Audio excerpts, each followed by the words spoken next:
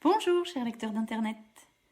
Aujourd'hui, je vous propose de poursuivre notre saut dans le passé et de parcourir les événements qui ont jalonné le Moyen-Âge central.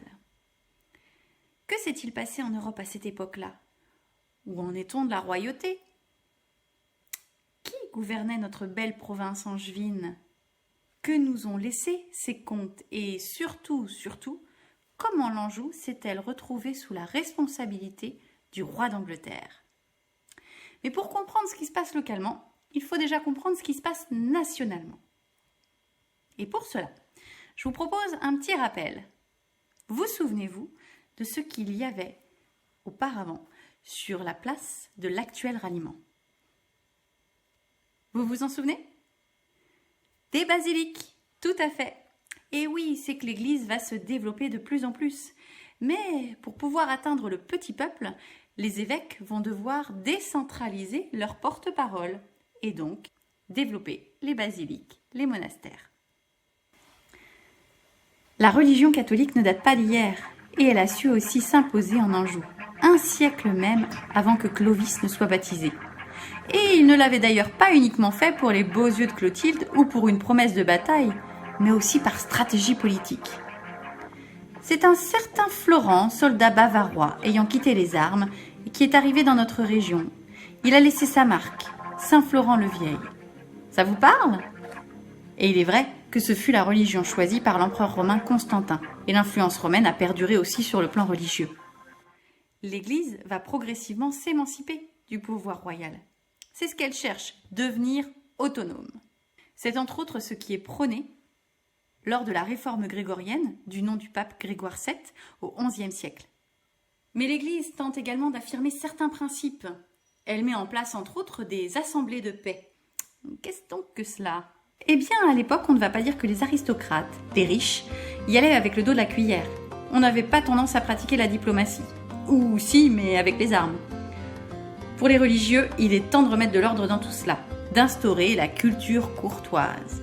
Et c'est sans doute pour cela, en plus du fait que les Turcs ont envahi la Terre Sainte, qu'Urbain II va exhorter à aller libérer Jérusalem lors du concile de Clermont en 1095 en proclamant « Dieu le veut », histoire qu'ils aillent se défouler un peu ailleurs. Et de l'autre côté, nous avons un système féodal qui se met en place. Féodal, ça vous dit quelque chose? Féodal vient de fief. Il s'agit d'un système politique dans lequel l'autorité centrale s'associe avec les seigneurs locaux. Et ceci avec leur population, selon un système complexe d'obligations et de services. On décentralise, quoi. Et c'est aussi ce à quoi incite l'Église, de l'ordre. Chacun à sa place et les vaches seront bien gardées. Il est vrai que les conflits d'intérêts et de pouvoir se poursuivent entre les rois prétendant au trône. Vous vous souvenez? Les Carolingiens qui avaient évincé les Mérovingiens lors de la mise en place des maires de palais se sont retrouvés eux aussi, à leur tour, mis à l'écart suite à l'élection, dans un premier temps par les grands, de Robert le Fort, puis par l'officialisation de cette nouvelle dynastie, les Capétiens, avec Hugues Capet en 987. Donc, nous sommes au Moyen-Âge central, sous la direction des Capétiens. Ouf, c'est bon, je vous ai pas perdu. Et ça va se corser. En Anjou, les comtes héréditaires sont installés depuis le Xe siècle, avec le premier comte et plus célèbre, Foulques le Roux. Et il va être suivi par une belle lignée. Foulques II, dit le bon, qui va aider l'Anjou à se relever après les attaques normandes. Suivra Godefroy, dit Grisgonel, tunique grise. Foulques III, dit Foulques Nérat, ou le noir, du fait de son teint foncé. Comte de 987 à 1040, il va modifier profondément l'Anjou, créer de nombreuses villes comme Baugé, Château-Gontier, Durtal. Il va construire la deuxième enceinte de la ville. Il fait reconstruire la basilique Sainte-Marie de la Ronce, ou le Ronceret, que l'on connaît mieux. Et il a également participé aux croisades. Son fils, Godefroy II, dit Martel, a fondé le monastère de l'Esvière. C'est aussi à cette époque que Robert d'Arbrissel, prenant une vie simple, a créé dans un premier temps le monastère de la Raux, à Cran, puis la fameuse abbaye de Fontevraud. Ils vont se succéder ainsi, ces comtes, et jusqu'au plus célèbre, Henri II de Plantagenet. Mais savez-vous d'où vient ce terme de Plantagenet? Eh bien, il lui vient de son père, Godefroy le Bel, qui portait, toujours sur sa coiffe, une plante de genêt. Mais revenons-en à Henri II. Comment a-t-il atterri sur le trône d'Angleterre ? Tout débute le 17 juin 1128, lorsque Godefroy le Bel, à l'âge de 15 ans, épouse Mathilde l'Emperesse, fille d'Henri Ier d'Angleterre, dit Beauclerc, et veuve d'Henri V du Saint-Empire, empereur romain germanique, en la cathédrale du Mans.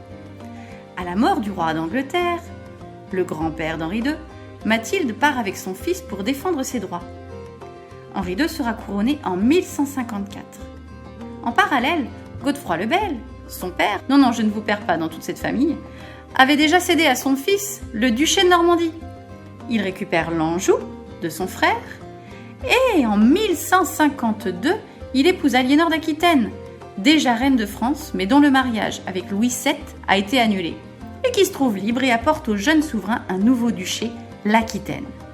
Bref, notre Henri possède plus de terres encore que le roi de France, alors qu'il est lui-même vassal de ce même roi.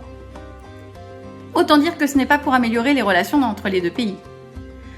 Tout semble lui sourire, mais ses 4 fils, Henri, Richard, mieux connu sous le nom de Richard Cœur de Lion, Godefroy et Jean, vont se liguer contre leur père soutenu par leur mère. Des conflits familiaux qui n'en finissent pas et qui vont épuiser le roi, qui s'éteint en 1189. Cela aurait pu s'arrêter là, mais les disputes entre frères survivants vont perdurer. Et ça ira même jusqu'à l'assassinat par Jean de son neveu. Cet acte sera un acte de trop pour la France. Cela va créer un tollé.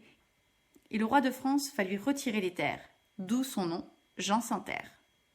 Ça en est donc terminé des contes plantagenets en Anjou.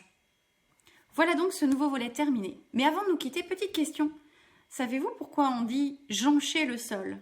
Eh bien parce qu'au Moyen-Âge, on recouvrait le sol de jonc. C'était un très bon isolant et il pouvait se changer régulièrement. Comme quoi nos expressions ont des racines bien anciennes. Sur ce, je vais vous laisser. Si vous avez aimé cette vidéo, n'hésitez pas à liker et à partager. Et je vous donne rendez-vous pour la suite de l'histoire de notre belle région angevine. Topette à tous!